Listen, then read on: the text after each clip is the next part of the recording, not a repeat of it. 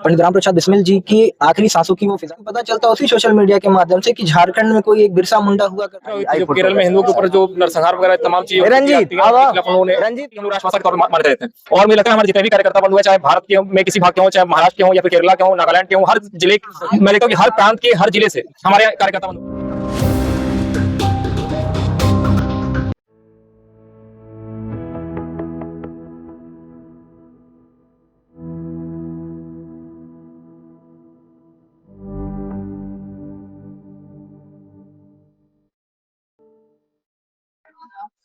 नमस्कार, आप देख रहे हैं संवाद क्रांति। अभी हम उत्तर प्रदेश के गोरखपुर जिले के गोरखपुर विश्वविद्यालय के प्रांगण में मौजूद हैं। यहाँ पर अखिल भारतीय विद्यार्थी परिषद का 17वां राष्ट्रीय अधिवेशन हो रहा है, जहाँ पूरे देश प्रदेश से यहाँ पे लोग आए हुए हैं। नेपाल से भी कुछ लोग आए हुए हैं और केरल कह सकते हैं कि नॉर्थ से लेके साउथ, ईस्ट, वेस्ट सारे प्रांत के कार्यकारिणी सदस्य और उसके अध्यक्ष वगैरह भी यहाँ पे मौजूद हैं। और यहाँ पे कुछ पूर्व कार्यकर्ता हैं, पूछते हैं कि अधिवेशन का मुख्य उद्देश्य क्या होता है। अधिवेशन देखिए, अधिवेशन का मुख्य उद्देश्य होता है कि आने वाले सालों में या अपकमिंग सालों में जो भी विद्यार्थी परिषद के क्रियाकलाप होते हैं और पिछले सालों में जो क्रियाकलाप हो रहे थे तो उनके बारे में विचार करके आगे नई रणनीति बनाने का उद्देश्य होता है ये।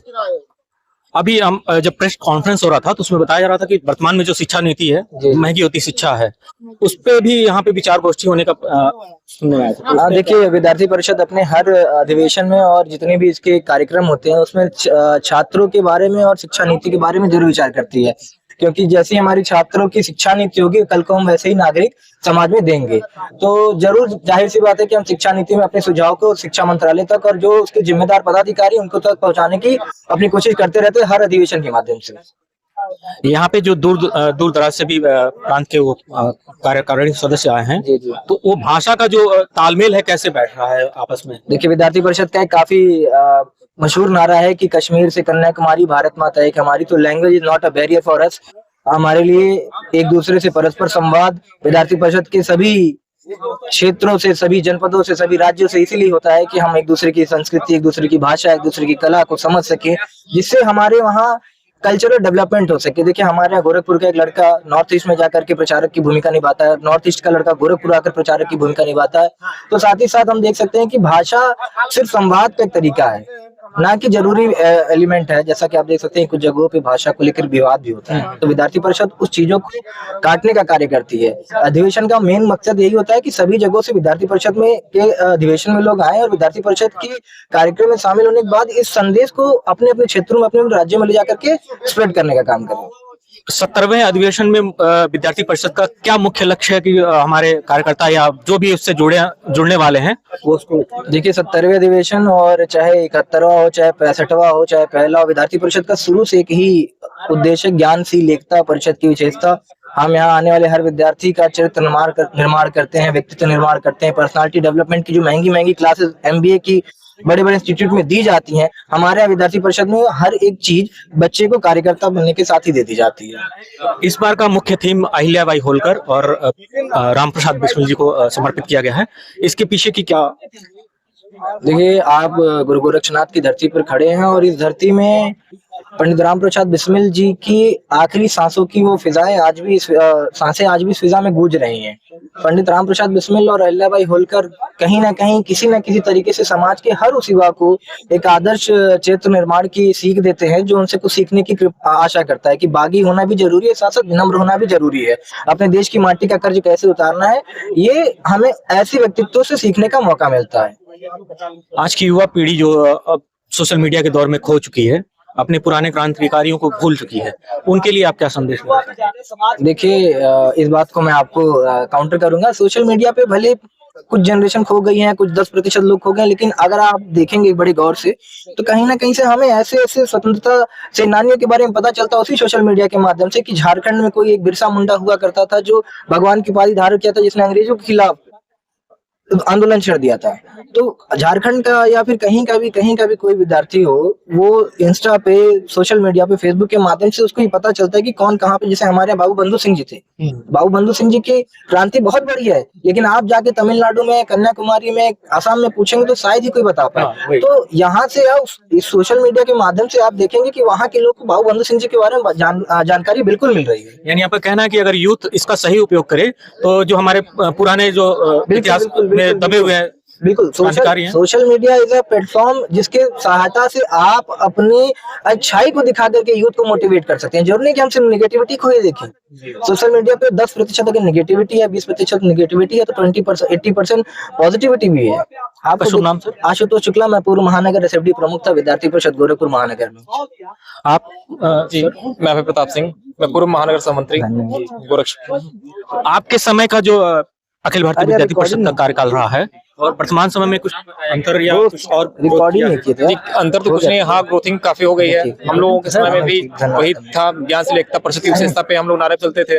नारा हमारा वही था, कश्मीर से कन्याकुमारी भारत माता एक हमारी। आज भी हमारे जो कार्यकर्ता बंधु हैं जो वर्तमान समय में, आज भी वो भी लोग उसी लीग पे चलते हैं। हाँ, ये कि हमारे वर्तमान में जो कार्यकर्ता हम लोगों के समय से काफी ज्यादा एडवांस हो चुके हैं। सोशल मीडिया पे हम लोग को उतना बहुत ज्यादा वो नहीं, सोशल मीडिया से लेकर हर एक चीज कैसा रहता था? पहले प्रचार का दौर होता था, तो भाई साहब खुद जाकर के हम लोग अपने हाथों वाल पेंटिंग किया करते थे। इस शहर से उस शहर तक, यहाँ तक कि हम लोग उस समय में केरल यात्रा हुई थी, जो केरल में हिंदुओं के ऊपर जो नरसंहार वगैरह तमाम चीजें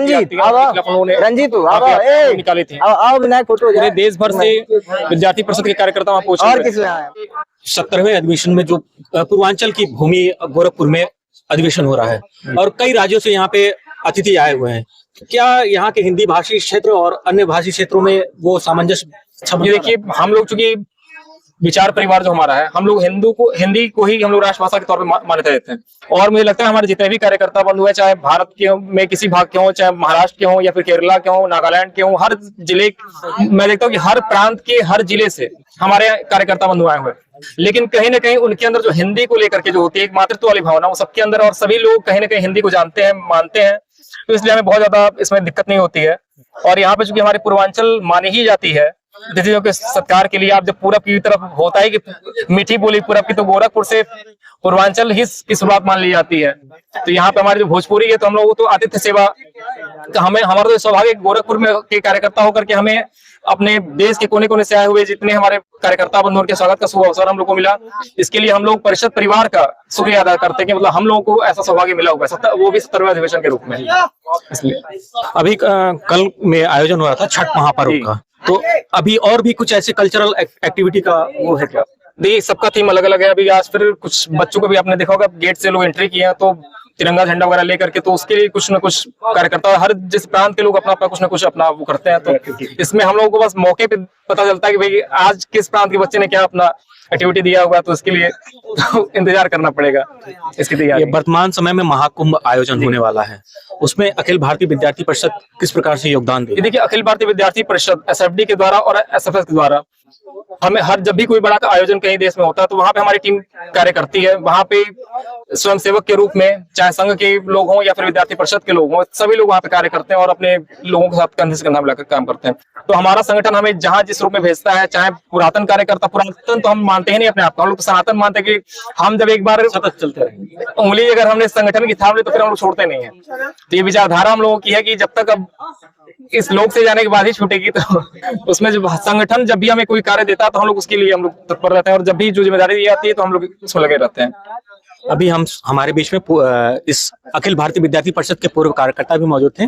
उन्होंने बताया कि संगठन से एक बार जब जुड़ जाता है तो आदमी उसको परिवार मान लेता है, और वो परिवार जिस प्रकार से भी उनको जिम्मेदारी देता है उसको पूरी तरीके से वो दायित्व निभाते हैं। और इसी प्रकार की खबरों के लिए हमारे साथ जुड़े रहिए। कैमरा पर्सन मैंग के साथ मैं अरुण राय, संवाद क्रांति।